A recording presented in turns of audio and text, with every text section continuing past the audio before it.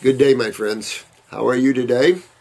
I hope you're doing well. I'm sure there are some of you in the freezing cold and others in the nice climate. So, it's like me. I wish I could be down in the tropics, but we all have to work where we are. This is going to be a question and answer video again. We don't have any more. Okay, we got enough to do one time, though. Plenty of time. Yep. Okay, yeah. Probably next week. Okay. Drew and I are talking about your eyes. And we've got enough here to do one session. I want you to get to them. Yeah, I do. Yeah, we'll do it. All right. Maybe we'll do it tomorrow. I just see what tomorrow works out. I got a lot going on. All right. Marcie said that I didn't cover the sulfur enough, the organic sulfur. People are using the sulfur compounds and crystals again. Oh, geez. You might want to get a hold of EC Labs or one of the labs and ask them if they even know what sulfur is antagonistic to. But sulfur is definitely antagonistic to different chemistries. Of what? When it's an acid, you can just about figure that it's antagonistic to calcium, because that's the first thing that the body draws to fight these. So it's possible that with a built-up sulfur in the gut from long-term antibiotic use, that you could lose connective tissue function in the wall of the bowel. Hard to say. One thing we know about sulfur, it's an irritant, it's inflammatory, it causes acid reflux that you can't get rid of unless you get rid of the sulfur. It is a fungal proliferant. It highly suppresses the lymph system. And I think when people say antibiotics, I think you have to understand that there's more than just an antibacterial action to an antibiotic. All these antibiotics, if you compare a pharmaceutical antibiotic to an herbal antibiotic, it's hugely different. It's almost like herbs know how to selectively get rid of overgrowth, but not disturb the base. Antibiotics have other chemical factors in them that not only broad range kill, which is what you never want to kill, the bacteria in your lymph nodes, and two, lymphatic suppressant materials. So all antibiotics suppress the lymph system. It isn't when you have a raging action of inflammation and you see the bacterial in it, that's really just essential. That's what nature does. And remember, it's about the terrain. It's about the sewage in the body as opposed to the bacteria that eats the sewage. Medical thinking just didn't go far enough. So because you kill the bacteria, if you look at the most unhealthy people, there are several things that you find. One, they don't get any sunshine. They stay indoors a lot. They are not active. They don't physically, and from a baby up. Two, they use pharmaceuticals to treat their symptoms. Whenever you see that, and especially a lot of antibiotic use from lymphatic problems, because that's when you use antibiotics, when you see lymphatic problems. That's the sewer system. And so medical doctors got crazy after bacteria. Then you enter natural health and you see that we have, or some naturopaths recommend probiotics as opposed to antibiotics. I told you the story on Ripley's Believe It or Not about the young lad that went to northern Alaska and the Eskimo put him on rotten food and all that proteolytics, the strong protein splitter bacterium, then cleaned his sewer system out. Didn't hurt him, cleaned his sewer system out. And if there ever was gnarly bacteria in terms of proteolytics, you're going to see them in meat breakdown. And that's exactly. And so that one case should show the medical profession, don't be afraid of bacteria. If you're going to be afraid of anything, be afraid of acidosis and a lymph system not filtering through your kidneys, because that starts the chain of events that causes all what man calls diseases. And it's really easy to understand acids in the sewer system when you look at it simplistically, So the sulfur thing, and again, whenever you bring in excess chemistry of one kind, it's going to be antagonistic to another. Remember, we talked a lot about isolates and the fact that you can't use isolates in a world where chemistry is synergistically bonded and ratioed. Properly ratioed. Man doesn't know how to properly ratio chemistry like God does. We're lost. We have as many opinions as we have minds. Remember that? And a lot of this is theory, theory, theory. So for you chemists out there, you might find out for us what's antagonistic to, what sulfur is antagonistic to chemical-wise, but also realize theory, theory, theory when you get up so far into the understanding of chemistry. This is, oh, thanks. This is Pat. Hey, Pat. Love to you too, my dear. My niece, now this story, I just picked this up, and this was the first one out of my basket back there, and I started reading this, and I'm going, oh my God. So I was reading it to some of the staff, and you know, this is the sad things, but this turns out, this I think can turn out real good for this girl. My niece, who is 23 years old, has got epilepsy. She got her first seizure at the age of 13. At age 20, she was out windsurfing and had a seizure and drowned. I didn't read on for a minute because my jaw just fell to the floor. And then she was rescued in time. Aha! Pat, you scared us. But was in a coma for 5 weeks. She went through rehab, etc., and thank goodness all is intact, except she has lost her confidence and self-esteem. Well, I can see why, though, Pat. And she doesn't know when she could go into something and really affect her life. So let me finish this up, and then we'll talk about this. Her seizures are more frequent now, and this is very debilitating for her. She cannot study for 2 or 3 days after a fit. Yeah, she's lucky she doesn't lose any function, depending on which brain. What can we do to cure her? Thanks, Pat. Love you too, dear. Listen, first of all, get the antispasmodic.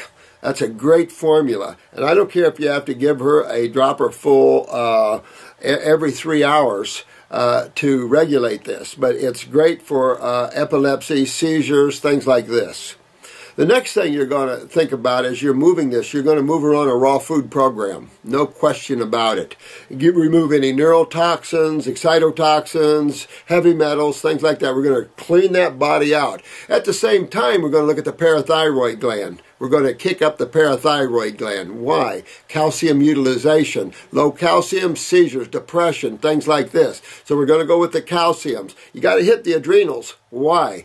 All right, the utilization of the minerals. A lot of seizures and things come from magnesium or manganese deficiency. It's not deficiency, it's a lack of metabolism, which is adrenal steroids. There are mineral corticosteroids for magnesium and manganese. So we're going to hit the adrenals. And what else about the adrenals? The autonomic nervous system. So we're going to kick the adrenals up, and it's going to kick up more neurotransmitters. So we're going to go into the kidneys. We're going to go into the lymph system. We're going to go into it because why is she getting worse? Because her lymph system getting worse. Remember, when you see an instigator of symptomology, 9 times out of 10, you're going to use the word acidosis. And when you use the word acidosis, remember there's only 2 sides of chemistry. So you're going to go with the corrosive side, obviously, in most cases. Now, we can look at alkalosis, but you've got to have some a lot of blood work and really look at the pHs of everything to be able to term alkalosis. And quite frankly, most of the issues is acidosis. So you're going to acidosis, of course, robs chemistry, coagulates, dehydrates, and of course can throw a person into neurological spasms, tremors, seizures, convulsions, blah, blah, blah, blah, blah. Now, upper circumbrain and nerve, she has brain lesions or not, it doesn't matter. You're going to get up in here and you're going to hydrate, and you're going to clean acid and mucus out of the head. It'll clean it out of the pituitary, the hypothalamus, the whole head area, that anything that could smack of creating a spasm or seizure. So upper circumbrain and nerve for sure. So if you take off down that road, you deworm. You always deworm. You never know. So you want to deworm your clients always. You would deworm this young lady, and at the same time you're deworming her, she's on an antispasmodic, she's on upper circumbrain and nerve, you're moving blood aggressively up in the head, you're also feeding the nervous system, you're strengthening the myelin sheaths and the neurons. Secondly, you're starting to pull the acids and any a neural toxin that she might have gotten from a vaccine or anything else, or breathed in or put on her skin through makeups or whatever. You're going to be pulling this out of them. So at the same time you're cleaning all the instigators that can happen in that, you're also bringing a balance to chemistry by increasing digestion, absorption, and most importantly, utilization. And of course, you're going to address the parathyroid because you want to make sure that your daughter's utilizing calcium. And Pat, I would go fruits, berries, and melons, maybe a salad at night. But I'd get up higher because these are antacids and anti-inflammatories and anti-seizure. All these kind of foods like that. Fruits and berries are anti-seizures, anti-spasmodics. So let me know how she's doing, Pat. But you can pull her out of that for sure and get her strength, her emotional. She probably have a little adrenal kick, but her emotions will get clean and she'll become strong because she's fixing her problems. And because they're just going to get worse. Nothing gets better unless you fix them. If you treat them, you've got the option of getting better for a short time and then visiting Hellville big time.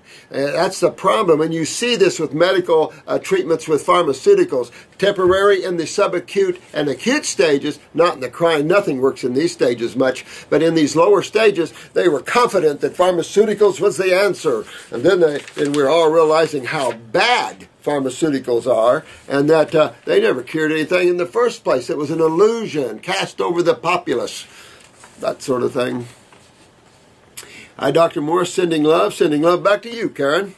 I want to get back with you on my abscess. Okay, I held a poultice of Hilal tea along with swishing tea for 9 days. I now feel odd without a plug up under my lip. I started chewing. She's just kidding. After the 9 days of the tea and poultice in my mouth, all waking hours, my gums are still oozing. Holy crap, you got a lot in there. Well, here's the thing. The Hilal tea is not a strong puller.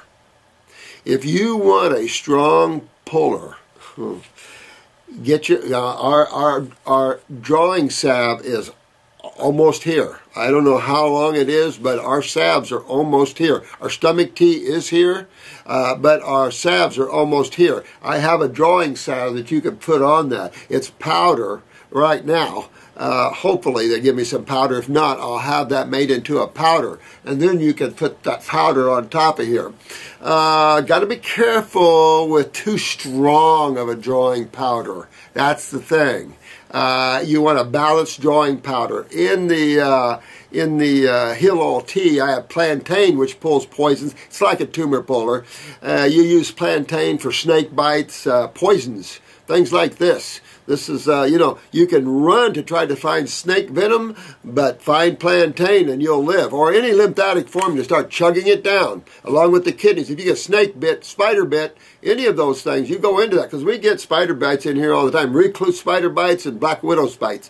And when they get done from the hospital with a black widow, they're worse. Some lady came and she had a hole in her leg big. She'd been on antibiotics, getting worse and worse. They didn't know what to do. We came in there and in just a week or so, it's all cleared up and nice. I mean, it's just the difference between treating with pharmaceuticals and getting into what nature uses to neutralize and pull and clean. Such a big difference. Man just has to get his head out of his ass and start looking at what God made and get away from this pseudo-intellectualism that leads no one anywhere and get down to truth and honesty and integrity. That's what we need. Now, I still hope, though, I'm going to keep with it. She's still working on it. My diet has not been the best. For the 9 days, I'd be fasting for those days. I found that if I lowered my diet a bit, I could take the glandulars without the pain in my stomach. Yeah, well, there's definitely something going on, sweetheart, in your stomach, so we need to let that heal up. You might try that stomach tea. It's not expensive. It's a big bag of tea like the Hilal tea, but it's designed for that sort of thing, to soothe, to coat, to heal. And that's the beauty of these herbs. You can do so many neat things with them. You know, as a practitioner, you got all kinds of tools for yourself. And you know they're not toxic, and people are and they're nutritive. I mean, you can't ask for better. You know, when something is right for everyone, it's good. Or at least most people. My husband appreciates, oh yeah, I bet. Really happy though, I found a way to take them and am slamming them right now. I'm going to get on the fruit and go another, I would. Now you can get, Karen, you can get a stronger puller. The Hilal isn't a real strong puller, but then it's your gums and stuff. You know, you start pulling aggressively, you're not going to like how they feel. You know, and you can't kick up the Hilal tea and do 1 teaspoon per 2 cups of water. But be prepared, because this is strong astringents. So really strong. You could even put some GI broom up there, probably. I mean, I've never done that, but, you know, anything like that, GI broom has strong astringents, and that's what pulls. But I think if you had just a smidgen of blood, a little poke root, a little chaparral, that's lymphatic 5, lymph node 5. You could saturate a gauze and with lymphatic 4 or 5. Now it's got alcohol, so you might want to kind of burn that off a little bit and then stick that up there with a gauze, saturate it. But keep in mind, it's going to start pulling, and that's going to open, and it could astringe the gums around it too. So, caution to the wind, but you can pull it out that way. But if you're loaded that way, that means your whole sinus and everything else is backed up, which is common. Dear Dr. Morris, I have been on a fruitarian mono meal diet for around 2 months after being totally raw for 5 months, and recently started eating salads and a dressing I made, all good, out of avocados and tomatoes. That sounds good. I love avocados and tomatoes on a salad. If I'm going to eat a salad, I'm going to do the raw foods. I mean the tomatoes and avocados. Get some fruit in there on the top of that salad. It's been about a month doing so. It's winter, oh yeah, and eating salads with avocado seem to keep me balanced. Now, I was talking to another YouTuber the other day, and she's living up in New York or up in the Rhode Island, and she's been fruit and raw through the winter. And I'm like, my God, here is a trooper right here. This lady's kicking butt. You know, and you know what? And that's what it takes when you're going after this. Right? You tear it up. However, or whenever I eat them, I develop gas, bloating, uncomfortable in general in my digestive system, and my skin becomes very dry. Well, I don't know the connection of that, but it's enough to say that if you eat, and this is one, I mean, if you really stop and you start observing different species, and you work with the understanding of the different GI tracts in the carnivores, the herbivores, the frugivores, and the omnivores. I almost go this way. The carnivores are the lowest, the omnivores are the second, the herbivores are the third, and the frugivores sit at the top of the chain. And you'll see that in intelligence, the ability to make tools, the ability to function here on this planet, from the Homo sapien to the primate. You'll see that intelligence sits at the top of the chain, however you wish to look at that. And down, as we go down, then you get into your herbivores, very smart, very loving, very great beasts, very intelligent. Omnivores, very intelligent, very aware. Most omnivores, just like dogs, if you give your dog exclusively protein, look at his poop. Not good. You dogs are omnivores, and most omnivores go more veggies than they do meat. Look at black bears, hardly eat any meat. There's a special on National Geographic, another special on black bears. Rarely eat meat. Grizzly bear, 80-some% of their diet is between sagegrass, which is 65%, and the rest is fruits and berries and things that they get, tubers and things like that. Only 7% is meat, and like we talked about before, the older bear's fat. So when you take a look at the diets and what you're feeding your dogs as omnivores, and you start seeing that and realizing that those meat eaters have to have a way to eliminate protein in a very timely, fast manner with minimal absorption, enter the cat family, enter the true carnivores. Then you'll find that there's minimum absorption instead of maximum absorption. There is short instead of long, because meat is putrefactive. And notice we talked about this before. The lions go for the pre-digested veggies in the gut. And the reason they have to be pre-digested is they don't have the extensive digestive process for vegetables, and yet they need some in their lives. You can't eat exclusively meat without killing yourself. You're short-lived. It's so toxic that you can't do it. And even God had to figure out a way for the true carnivores to be able to live and have a life and have some type of endurance, which they have very little. So it's just interesting when you take a look at all the different species, their design, and the nature of the foods, the chemicals in the foods, but also the structure of the foods, the high protein content, that sort of thing. And vegetables are considered higher protein or protein kind content. So it's just taking a look at all that. Oh, this is Brianna. Hi, Brianna. I had been on it. Oh, I just read this, didn't I? Let me see. Oh, I was going to say, digestion. look at your pancreas. You might have to take the pancreatic formula. Look at your eyes and see if you have a lesion or a lacuna in the pancreatic area, because you're talking about carbohydrate digestion here, and you're having a time doing it. If you're getting gassy, bloaty doing it, you either have one of two things: pancreatic weakness, and you're not digesting your foods properly, so you're getting fermentation, which then will bring in the fungus, to help you ferment your foods. So that brings in more fungus, or takes advantage of the ones you have. And then second, you could have a lot of sulfur in the gut. We've showed pictures in this of a lot, and a lot of people have lived on antibiotics, sadly so. Now, you have some people full of sulfur that got it from their mother. When you're in your mom, you're hooked to her blood and lymph, and a lot of people, a lot of the children get sulfur from the mother. We've watched these and watched these eyes for years. How much fat is too much? Well, that's a good question. And if you're getting gassy, bloaty on the fat, then you go right to the gallbladder, liver. So this might be a good thing for you to do, and it saves you some money. 1 bottle of liver gallbladder, 1 bottle of pancreas. 1 bottle of liver gallbladder, 1 bottle of pancreas. Remember the barbarous family, the Oregon grapefruits, the burdocks, the yellow docks. Those herbs are good for the pancreas. Now, when you research pancreatic herbs, they don't cross so much to the liver gallbladder except the barbarous family. So you see that crossover. So 1 bottle of liver gallbladder, 1 bottle of pancreas, because it sounds like you've got one of either one of these or both involved. If that's the case, the chances of you having malabsorption is real high. Why? I mean, why would you have a liver or pancreatic problem? Let's put genetics to the side for a minute, because that's a given. Let's just say that you're developing a problem with digestion where you get bloaty, gassy when you eat. That is incomplete digestion. Either it's putrefaction from protein, inability to break down proteins, lipids, or you're moving to the carbohydrates. The lipids are going to be the gallbladder, the carbohydrates are going to be the pancreas. So either one. If you don't see that so much on your salad or on your fruits, honey, then that's definitely not the pancreas. That's going to swing you right over to the gallbladder. So you want to do a nice detox for a month or two. Might get the phosphood liquid here to clean the gallbladder out, and then do a flush. And see if you can get your digestion back in a quick manner, because you should be able to do that. Also, I go days drinking only fresh squeezed apple juice. That sounds good, especially red, delicious, organic, ripe off the friggin' tree. That I make myself. And when I do this, I notice I become extremely tired right after drinking it. And if I go several days doing this, I develop rashes on my face. What is happening? Well, that's interesting. Okay, so when she does this, she gets extremely tired.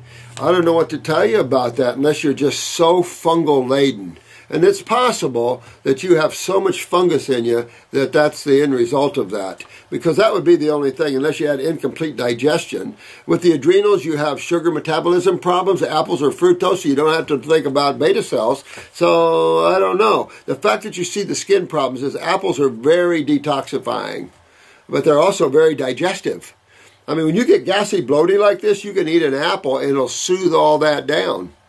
Or drink some apple juice.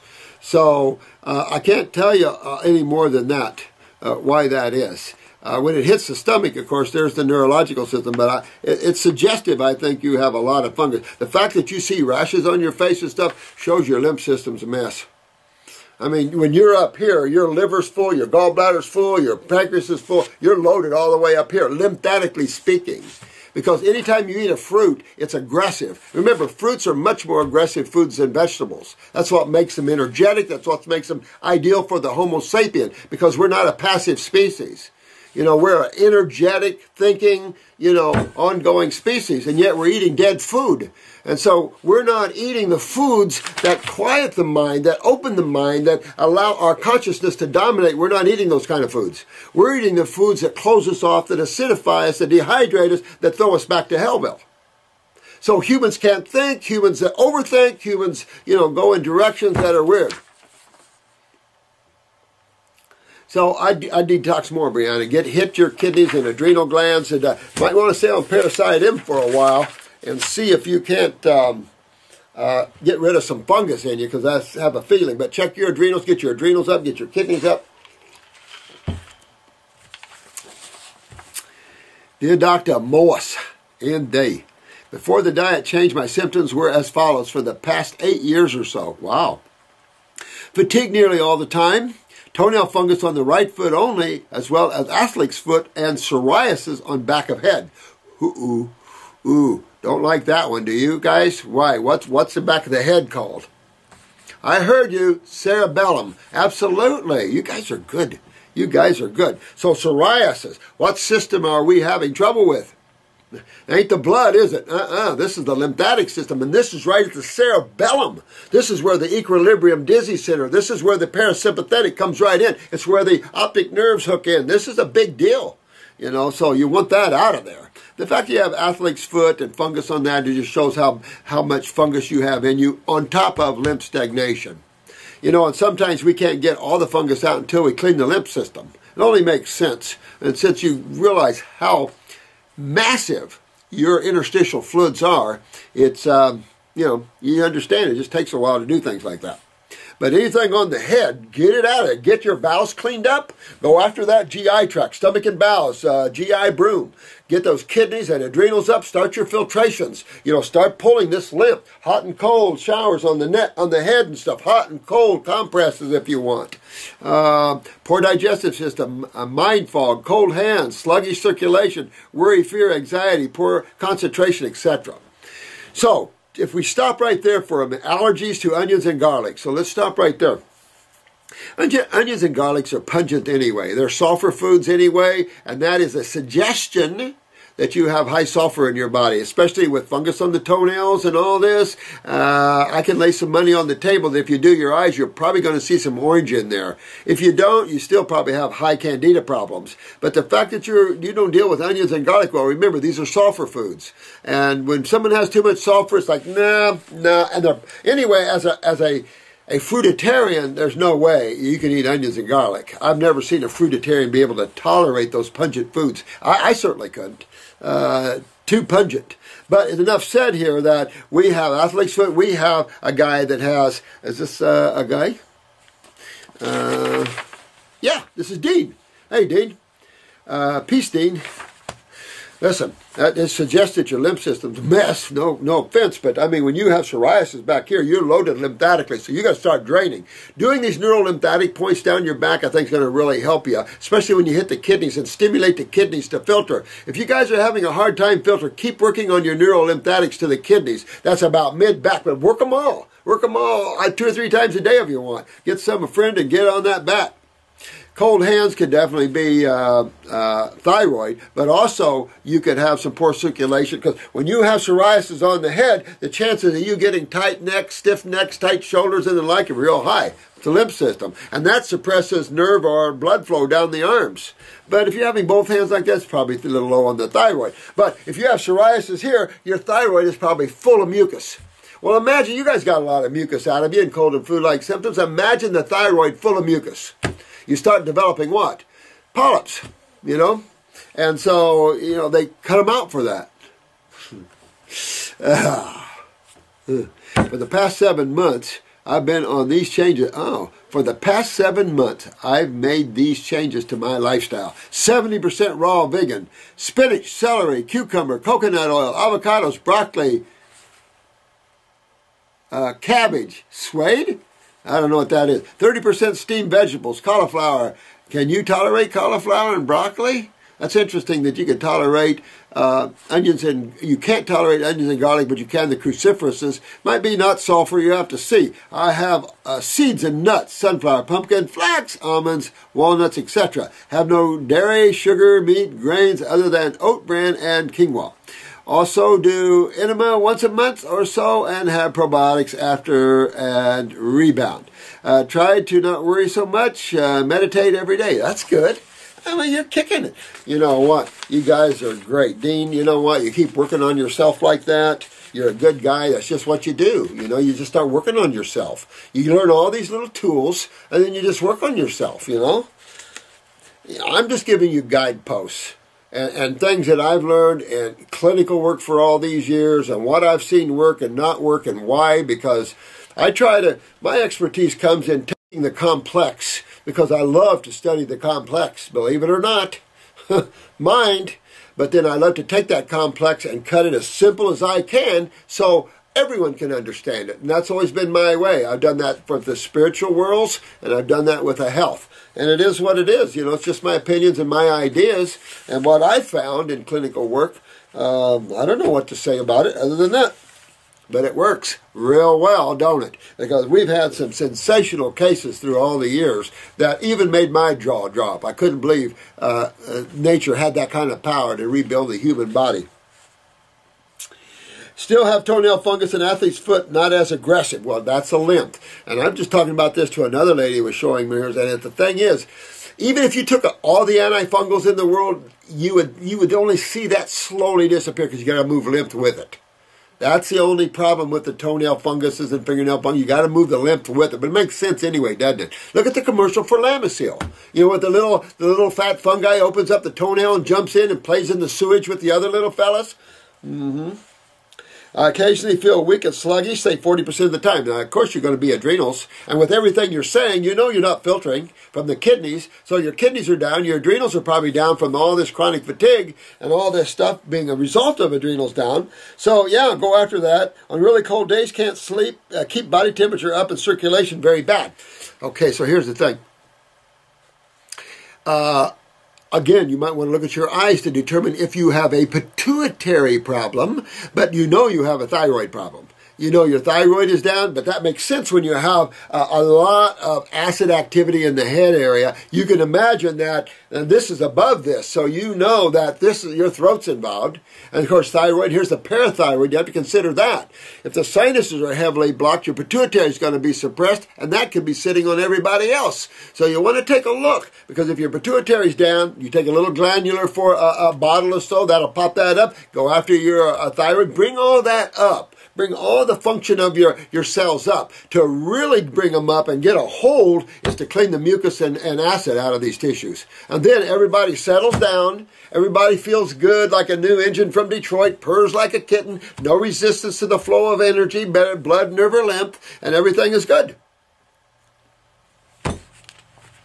Low libido, dry skin, and face and hands. Well, the dry skin and face, of course, is severe dehydration. But when you see skin problems, just about count on systemic dehydration. That's acidosis. Systemic acidosis burns your electrolytes. You sucks your calcium out. It's not alkalosis, medical doctors, it's acidosis. I argued with chemists. One chemist comes in here and arguing. Argue. Skin all broken out. He's a full-fledged chemist. And he works in chemistry. And it's alkalosis. I said, wrong philosophy. I disagree with you. Alkalosis. No, alkalosis. I put him on an alkaline diet. So he came in here one day sweating up a banshee. And I'm saying, let's just see how alkalosis it is. So I gave him a pH paper and I said, test your sweat. Let's see. Extremely acidic. Of course, he still argues.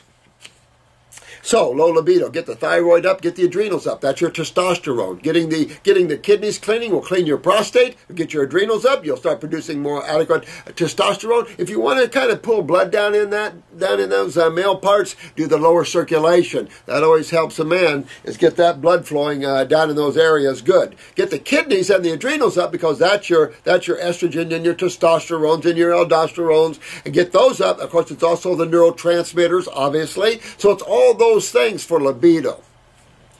Dry skin and face, if you're going to use anything, and you ladies in particular, on dry skin, make sure you can eat what you're using. Now, we have some Amish skin cream here that's all vegetables. Matter of fact, dogs love to lick it off of people. It's so tasty. But on the other hand, you could use coconut oil, grapeseed oil, highly nutritive, maybe hemp oil, but it's enough to say that it's a reflection of right under the skin, the epidermis and the subcutaneous areas, hooked right to the lymph nodes, and of course you've got your other interstitial fluids, and everything's tied to the kidneys as well. So this is a big case, obviously, of extreme acidosis, heavy lymphatic system, probably malabsorbed on top of this, so there's lack of energy from proper absorption and utilization of nutrients, then down with the adrenal steroids. All these things play a role. Heavy fungus sucking down the sugars and dealing with the body in that way, absolutely. Mood swings and emotional at times. Adrenals and fungus. Tried the grapes fast and adding some fruit like apples and kiwi. It made my candida and fungal infection flare up massively. That's because it's so aggressive. I'll tell you what I'd do, man. I would take Parasite M. I'd take about 2 dropperfuls every 4 hours. And I'd go massively after this. You know, really go after this. You're going to have to use an antifungal for a while and help that when you do the fruit, because that fruit's going to kick everybody up. And then as fruit starts digging deeper into your body, it's going to kick up more fungal involvements because you're layered in the body. So it's just going to keep cleaning, keep moving. Everything will be good. You'll go past the point of wellness. You know, you'll pull that fungus out of the body, out of the nails and everything else. But you're full of it, full of the fungus, man. Can't go back to old ways, but new ways still not great. I know. And it's just going to take, I know, man, it's just going to take you a little while to get back. Guys, it's time intensive. That's all I've got to say. Outside of that, everything is proper. Everything is truth. Everything fits with chemistry and physics and nature. The glove fits. It's time. But we're so spoiled. We want it. We want it now. And that's the problem, is that medical promised us. But it's enough to say that it's going to take you a while to clean out a body that's this big, you know, of all the lymph and the mucus and the pus and the proteins and the fungus and who knows what else. So hang in there, man. Hang in there. You'll get it. You're doing great. You're going down that road. Even if it's, you know, go baby steps. Who cares? You're going down the right road. And just know that and know that you can get that. Other than that, you know what it's like trying other things. Did an enema again yesterday for the first time in a month, and my athlete's foot has eased right up. Well, again, that's a good case for cleaning the bowels, ain't it? That's a good case. So, again, GI broom, very excellent. Stomach and bowel, everything to clean that. And that's, by the way, why I use a lymphatic capsule. Not only can it absorb the lymphatics into the body, but those herbs will clean the wall of the gut, too. So it's a win-win-win there. So you got several things cleaning and healing and working on the GI tract. At the same time, the absorption of some of this and the tinctures are going into the body and working in the body like that. Good stuff. A bit concerned about doing too many enemas. I would be too, innervating. I would try to use the herbs and everything that way and let them get down through there and clean you out that way. I'd prefer that myself. Didn't tend to have a bowel movement up to 4 days after, and that's the problem with also colonics. You know, and the same thing with worse with coffee enemas, and about the same thing with coffee enemas and chronic laxative use. You stop, nothing works. And for you guys using coffee enemas, stop. You know, this is the one negative thing I totally disagreed with Yersin. You do not use coffee enemas. Hyperstimulating the liver and things. That doesn't move lymph. That doesn't cure anything. You know, that's ridiculous. It overstimulates. And whenever you use a stimulant, it's like a teeter-totter, right? Like this. Stimulation, innervation. Stimulation, innervation. So whenever you stimulate something, it's like running real hard. You run real hard and you got to rest. Except those all on fruit. But anyway, you get that where you pound the pavement, then you got to rest a bit. Same thing. And so constipation always follows. And that's the problem. You don't want constipation. You don't want to stimulate the bowel. You want to invigorate it. You want the cells to invigorate and to be on spot and dynamic in energy. I've always said health is dynamic, energetic cells with 2 fluids that feed and clean them on a regular basis, baby. Do you think I should keep doing enemas? Nope, I don't. What do you recommend to put in the water? I used wheatgrass yesterday. Yeah, I'm not so much of a wheatgrass fan. You could implant the stomach and bowel formula. You could implant anything. You have to realize, though, the colon has the least absorption between the small and the large bowel. The small bowel dominates in absorption. The first part of the GI tract is for traces and microtraces, but by the time you get around and you're heading down the descending toward the sigmoid, you're losing anything absorption but water, really, and goes to the kidneys and things. You ever notice you have to pee after you poop sometimes? So it's that sort of thing. If you're malabsorbed and can't absorb the water back, then you stay loose and laxative-like. Because malabsorbed, you're not absorbing the water out out of the stool to firm it up. So playing with that, I think, is ridiculous. Not necessary, and you can clean those intestines with the GI broom and with the heel oil tea. Yeah, you can do that with that. You can do it with the stomach and bowel. So least absorption's down below like that. So the only time I would implant nutritives is when I have a very sick person and there's no by mouth, there's no feeding tube, I'm going rectal. I mean, I don't know. If you were going to implant, though, I would go ahead, since you're close to the kidneys, this is going to make the kidneys, I would implant parsley dandelion greens if I was going to implant anything. You know, something like that, as opposed to wheatgrass juice. Look at the difference between alfalfa, the power of an alfalfa plant, and the ridiculousness of wheat. A big difference. So you could implant alfalfa juice, but be prepared. Many thanks. Oh, thanks, Dean. P.S. I watch all your other videos, but I can't get my head around some of the advice you give. Like, how do I boost my adrenals through diet and lifestyle? Well, good question. And this brings up a good question. I think it's worthy of some conversation. You have to stop and realize what brings tissue down. All right, so let's set genetics to the side, because we can go all the way back to whoever in your family tree started weakening their adrenals or kidneys or whatever, and we can start there with their lifestyle. The word lifestyle is a huge deal, because your lifestyle is your interaction with life, right? And here the interaction is highly chemical. This is the most chemical, maybe we talked about this before, most highly chemical dimension of the God worlds that I know of. There could be lower worlds. Some people have talked about that. I personally have never experienced the lower world. Now, there's people that experience center earth and things like that. Don't know what to say about that. All I can say is that my experiences have been more out etheric and in other dimensions. It's enough to say a very chemical world that we have here. And so, when you start looking at what breaks down cells or what suppresses the function of cells, one word comes right off to my mind: mucus. Now, mucus comes from dairy products or proteins that are abrasive or corrosive to the mucosa. And someone was asking me this the other day, and I brought this up to you guys too. 2 hot of peppers. You know, Richard Schultz, hot, hot, hot. That was in the 60s, Richard. No way. Overstimulation of the mucosa. And Richard, you probably never touched being a fruitarian, because no way can you handle that high level of pepper as a fruitarian. Your mucosa gets so sensitive, as it's supposed to be.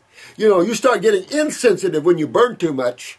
And then your mucosa gets insensitive, and everything gets insensitive. So then you lose your warning of your foods you're bringing in.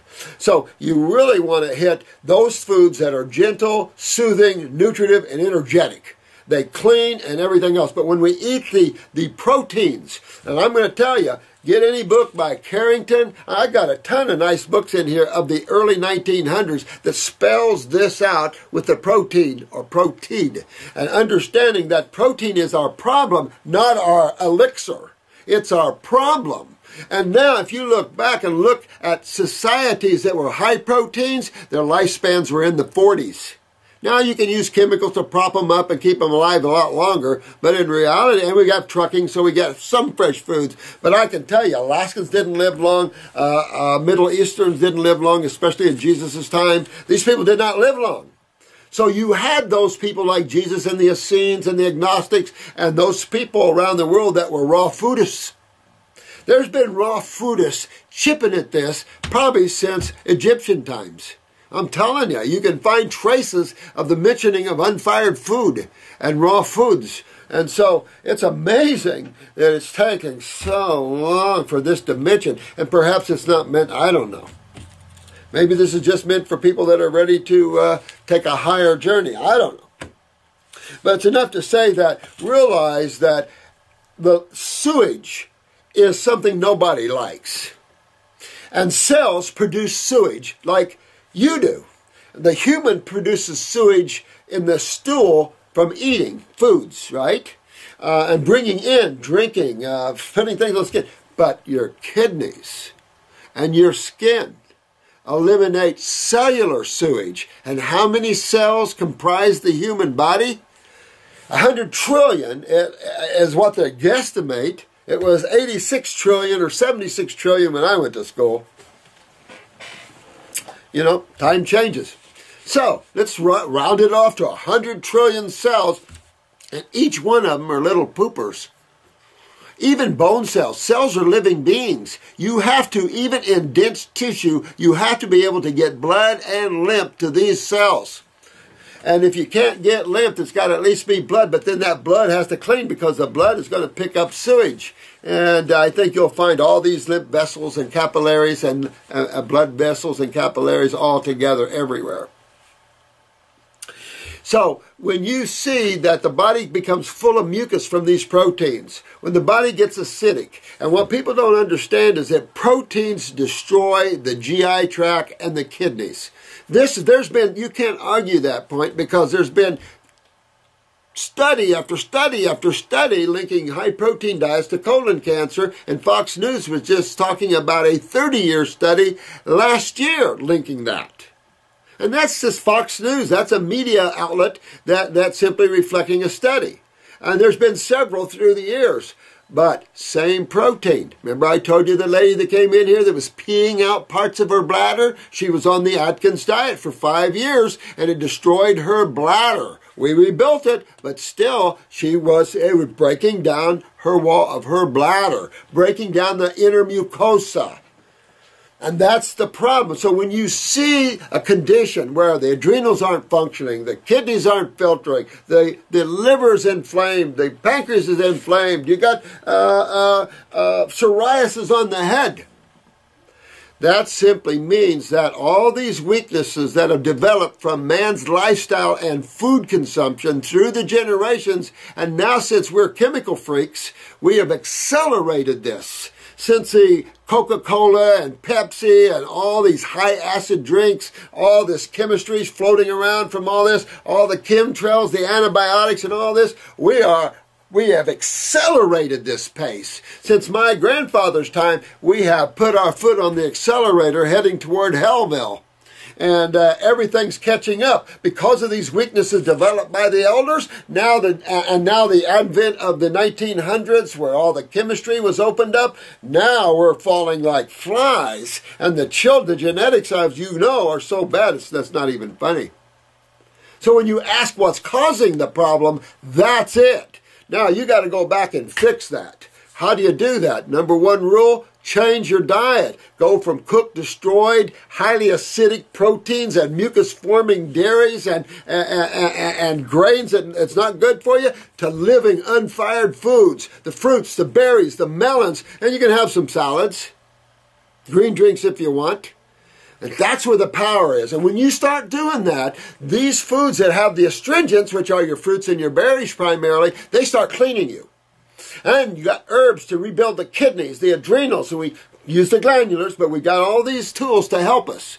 And by God, when you watch this process, you watch the body coming back. There's no adapting to it. Your body has fallen from this. So you're in the regeneration program. First up, you start changing your diet to match your physiology. Well, if you want to know what that means, get the book and study our chapter on comparative anatomy and physiology. Carrington did a whole book on it. A lot of people have done books on the comparative anatomy and physiology of the animals. And when you start doing it, it all just falls in place like putting a good jigsaw puzzle together. Oh, I did it.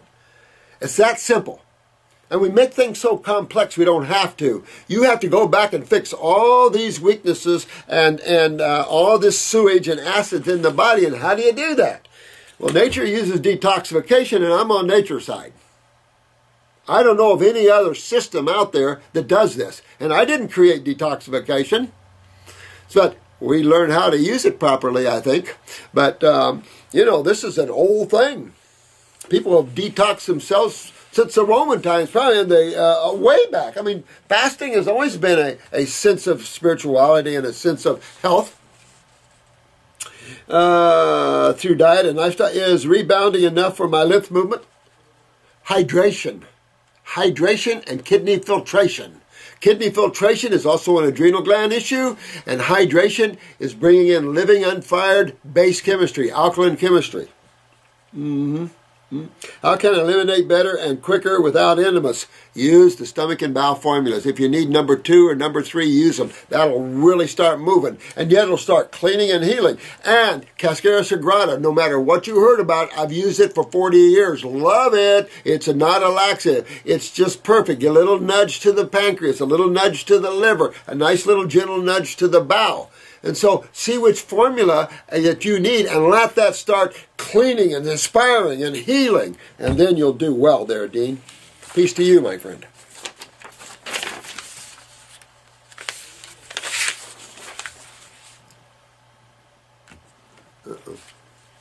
I might have to go. I don't know. My appointment might be on the line. We'll see where I'm at. Gosh, every time I sit down to do these, I'm trying to stick these videos, guys, in between my appointments and between everything I can to get them to you. Dr. Robert Moose. First, I wanted to say about a wonderful asset you are to this. Oh, thanks, man. I appreciate that. Well, you know what? You're all assets. You're all beautiful souls. And we all work together. We get our health back. We start getting our love going. And it's great to walk around and hug someone as opposed to talking bad about them. You know, I just think we all need to start being, you know, like spiritual giants walking amongst all life, you know, and enjoying each thing, you know, and interacting and giving joy and love to all things. It's just a better way of living, and you're always happy and full of joy and love because you're totally satisfied. You're totally in the sukha, into the nirvanic experience of all life. And it's a whole different level of having a good life. And there's nothing like it because you're more whole than you've ever been. You're stronger than you've ever been. You have a knowingness that you've never had before. A knowingness that no one can take from you. And that gives you a strength about life. And that's what you guys are developing now. Going through these detox programs, you're developing a strength, a knowingness. And those always makes the best healers. I look at these naturopaths that just went to school. They don't know the first thing about getting well. I had a guy come from Bastyr one time, and he wanted to sit so bad. Okay, because I let all you guys sit with me that are practitioners, and so I let him sit for a couple of weeks. So I have case after case come in, and I ask him, "What would you do for that case?" Well, I'd give him B vitamins. I would give him some acetylcholine or whatever, you know. And I'm going, my God, man, that's all you learned in school? I said, you'll never get them well. That was the 60s we did that. You know, so that's where the schooling is. Let me see here.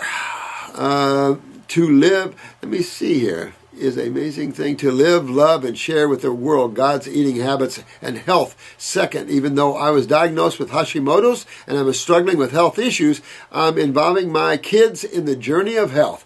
More smart. Oh, this is Melissa. That sounded like a woman anyway. You know, that's a woman for you. Yeah, I'll take care of my family and kids. And yeah, that's a good woman right there. Hashimoto's, low thyroid, you know, again, detoxifying the mucus out of the head and sinuses, clean up the bowel so all this can drain, get your kidneys filtering and the like. If you need a glandular, use a thyroid 150, pop that up. If you're on Synthroid or levothyroxine, even if you're on natural armor, Got to watch that because you're increasing the function of the whole thyroid gland, and of course the goal is not to take synthetic or any hormones whatsoever. Nobody except stupid medical doctors would want anybody to live with a life on hormones and steroids. Is there anybody out there who would think that's a good idea? I don't think so. I think most of you want to fix your problems instead of being stuck on a chemical for the rest of your life, which does half-asses there, and you're never happy because it's up and down and changing, da-da-da-da-da, and you're weakening your thyroid all along or whatever. And we got some of you guys that are coming in that's been on steroids for years. Not fun. And medical doctors should have to experience this for themselves, and then they would never give you that. Because you've got people that they've totally wrecked the adrenals, and now they're having a hard time getting the adrenals to start up again. And I tell you, it's tough. You healers out there, we're having a tough time with some of these people that have been on pharmaceuticals and have been on these steroids. I don't care if they're made especially for you, you know, the compounded ones, big friggin' deal. And what are you using to compound them? What kind of stats? And most blood and saliva stats are wrong when it comes to steroids. So what are you using to compound? You see what I'm saying? And then if you use these compounded forms, it's still synthetic hormones and steroids. Still. And then you're fighting all of that. This isn't about that. That's all ridiculous stuff. You want to make healthy the adrenals. You want to make healthy the ovaries. You want to make healthy the pituitary. You want to make healthy the thyroid and parathyroid. Well, it goes back to what this gentleman asked. What makes things unhealthy and how do you make them healthy? It's just what these videos are all about. My 4-year-old, oh, look at that. David is autistic, and I'm sure it's because I had low thyroid during pregnancy. No. This isn't about thyroid. This is a neurological thing. The only thing that thyroid affects neurologically is increasing the pace of the heart. I'll say this. This is adrenals, autonomic nervous system. That's autistic. That's the autonomic. It reaches into the parasympathetic and helps. So I go after both nervous systems in autistic children. I go upper circuit brain and nerve. Always. You can go antispasmodic to kind of settle them down. At the same time, I'm going into the adrenals, baby. I'm going into the adrenals. I'm going into the kidneys because at 4 years old, what does this kid have weak in him? I don't care who you are. Kidneys and adrenals, always. And even if you were wrong and it wasn't that weak, you still couldn't hurt them. And that's the thing is, there are very, very few 4-year-olds right out there that can say, I don't have weak kidneys and adrenals. And you can probably count them on one hand. That's why I say you can't be. You got to go full bore there. Check their urine. Check everything out there. You can pick up your thyroid. That's not difficult at all. I have 4 kids. Now you want to check your parathyroid having 4 kids because these children love your calcium, and mamas need calcium like everybody else. For, the postpartum depression, it's a big thing to understand that all this depression in the world and all this postpartum can easily be fixed by enhancing your parathyroid gland, getting better calcium utilization, and yet you have all these suffering ladies, you have all these suffering people, antidepressants, which sometimes send you off. We talked about this in the last video, how a lot of these shooters that killed all the kids and everything were antidepressants, and no drug company is taking responsibility. No Department of Justice is going after drug companies for using chemicals that drive kids nuts. Nobody's taking responsibility. Oh, no. It's guns that's causing it. We have a government that does not want any truth out there. And I don't know why that would be. Governments that are truthful with their people, like King Arthur and all this, you have a good country. Okay, 4 kids. It is important we all be healthy. She's right, very right, in this extremely unhealthy planet. This is a good mother here. Had partial hysterectomy in 2006 and didn't eat salt for 3 years. Deadly combination. I am or thought I was a healthy bug. Eating organically, drinking reverse osmosis, but I really don't exercise except running errands and cleaning, and I have been having panic attacks. Again, we're going back to the adrenals, sweetheart. You're having panic attacks. Think of your children. They all have your adrenals, but weaker. See, so this is, and you can tell from the mother that she has weak kidneys and adrenals. Here's panic attacks. This is the adrenal glands, the autonomic nervous system. So this is obvious, sweetheart. You got to fix your adrenals and kidneys on everybody at home and work on your lymph systems because this directly touches your lymphatic systems here. You can kick your thyroid up with a little glandular and then you'll be done with that, or use endocrine gland, or use the thyroid herbal formula. But clean the mucus and congestion out of the head and thyroid, because until you do that, you can't assume anything, because the thyroid gets full of mucus like your sinuses do. Hey, kiddo. Yeah. How are we looking? I think he's trying to call in, so... Okay, so I'll finish it up with this one, okay? Okay, no problem. All right, honey. Thank you. Yep. Sorry, guys, I gotta go. Let me see. Exercise. I've said this many, many times, and I keep having cases that reiterate this in my face, and I'm sure it's in yours. Think about this logically. If you're not filtering, and you're out there exercising and moving your joints, and you're not filtering, you're going to start feeling your hips, your knees, your shoulders, all your joints, because you're creating excessive acidosis in these tissues, and that's okay. The body then, in a system of rest, activity, then rest. Every animal does it. and then rest. Activity creates acidosis, rest then cleans, and everybody's good. That's not happening because the adrenals that shift neurotransmitters are down. And so everything is down. And so we have to rest more. Get your kidneys filtering. And I'll say this, once your kidneys are filtering, then you can pound the pavement. I don't care. But until then, caution to the wind, because joints are nice to have. Yep, they're in. Okay. Over my vision being so blurry. Well, that's a lot of mucus. Use the eye wash. Start washing your eyes out. You're going to get a lot of mucus out of there, and it's going to run or be in the morning get full of mucus. So use that eye wash to clean the mucus out of your eyes. Twice a day. You know, we get a little eye cup. We sell them here, little cheap things. Put about, you want to start maybe 6, 7 drops, but work up to about 12 drops. Some people do this, but put it in a little eye cup, wash your eyes out morning and night, really clean everything out. Internally, you want to get moving because this will form a cataract and everything else. You want to get moving with your lymph systems. Drain your head, get your sinuses clean. And stress is a genetic disposition. Well, that's your adrenals, honey. All cells are genetic. Whether they're strong genetics or weak genetics, the eyes will tell you. I developed from my mother. She had Hashimoto's as well and passed away at age 63 from congestive heart failure. Okay, now listen. Now you're telling me your genetic line right here, big time kidney and adrenals. Your congestive heart failure is not from thyroid. Congestive heart failure is from kidney and adrenals. Big time. When you see congestive heart failure, you see kidney failure simultaneously. So this is real. This is your mom, 63. Hell, that's my age, 64. But still, I mean, my God, congestive heart failure, that's big time kidney and adrenals. That's why you're having anxieties. And I say take off after your children's kidney and adrenals. You can't hurt them.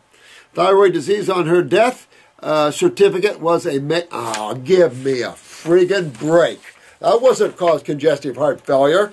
Oh, my God. Oh, look at that. On her death certificate, she was amazing being, I miss her dearly. I bet you do. And it's a sad friggin' thing. This is why, honey, I do these things. I do these things because my heart pours out on all you guys. I'm just sad. And know that we're all souls and, you know, we come and go from this planet. But, you know, some souls don't have to go so early.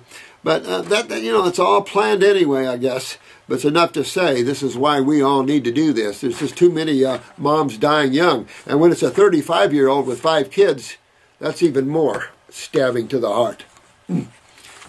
Had a lot of those. She went to Bob Jones University in Tennessee. Anyway, my point is to save myself. Exactly, honey. I know what that is. Parathyroid, take calcium. Good. I take calcium, but no matter. Don't take calcium, guys. Don't take calcium. Take kelp or the God's blend. It's super high in calcium. Take a plant calcium. Don't take calcium of isolates, all right?